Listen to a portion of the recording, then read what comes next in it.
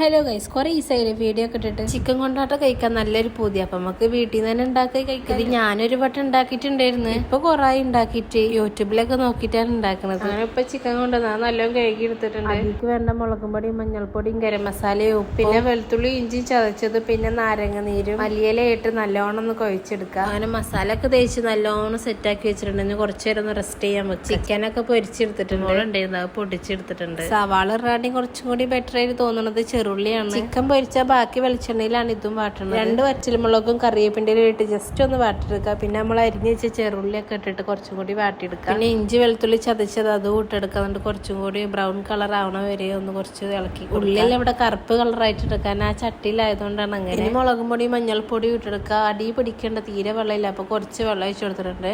പിന്നെ chilli flakes ഉപ്പും കൂടി ഇട്ടിട്ട് കുറച്ച് നേരം ഒന്ന് വാട്ടിയെടുക്കുക. പിന്നെ ഇതിനാകെ വേണ്ടത് സോസാണ്. മധുരമൊക്കെ വന്നാലാണ് സാധനം സെറ്റ് ആവുക. സോസ് ഒഴിച്ചത് കുറച്ചൊന്ന് വാട്ടിയെടുക്കുക. പിന്നെ നമ്മൾ പൊരിച്ച് ചിക്കൻ ഉണ്ടല്ലോ, അതും കൂടി അങ്ങോട്ടും ഇങ്ങോട്ടും ആ ഇറച്ചിന്റെ മേലൊക്കെ കാവാനി ജസ്റ്റ് ഒന്ന് ഇളക്കി കൊടുക്കുക. സംഭവം ഇത് രസമുണ്ടോ, നിങ്ങളൊന്ന് ട്രൈ ചെയ്ത്. ഞാൻ ഉണ്ടാക്കിയത് കൊണ്ട് രസമുണ്ടെന്ന് പറയണല്ല, ടേസ്റ്റ് ഒക്കെ ഉണ്ടായിരുന്നു. അപ്പം ഇത്രയുള്ള എല്ലാവരും സപ്പോർട്ട് ചെയ്യണേ. ബൈ.